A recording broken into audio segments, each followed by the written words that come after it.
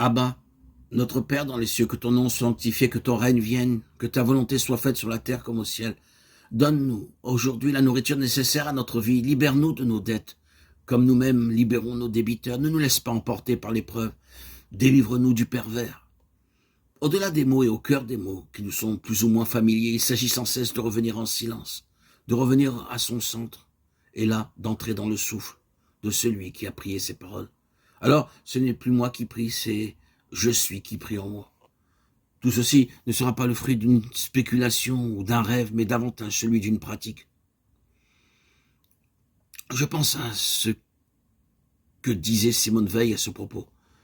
Je me suis imposé pour unique pratique de réciter les Notre Père une fois chaque matin avec une attention absolue.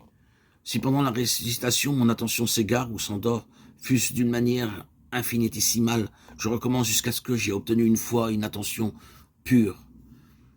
La vertu de cette pratique est extraordinaire et me surprend chaque fois, car quoique je l'évoque chaque jour, elle dépasse chaque fois mon attente.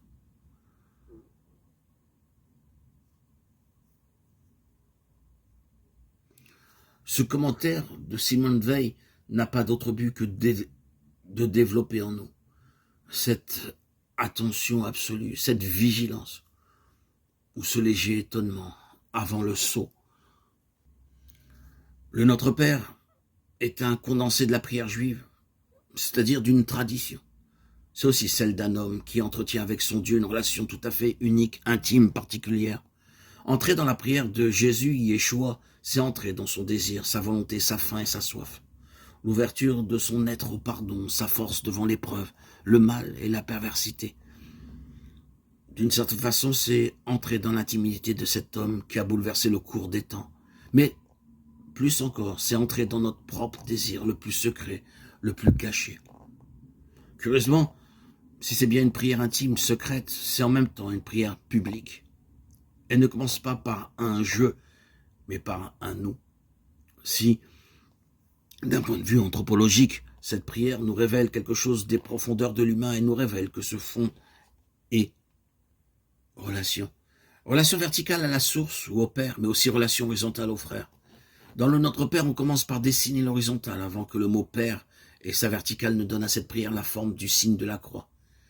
Union à l'autre avec un grand A, qui se fonde sur notre union à l'autre avec un petit a, symbole de la croix, qui unit le sens de l'immanence et celui de la transcendance. Le tout autre et le tout nôtre. Notre est au cœur du signe de la croix, c'est la rose ouverte et offerte au plus humain et au plus divin. Ainsi, on ne prie jamais seul.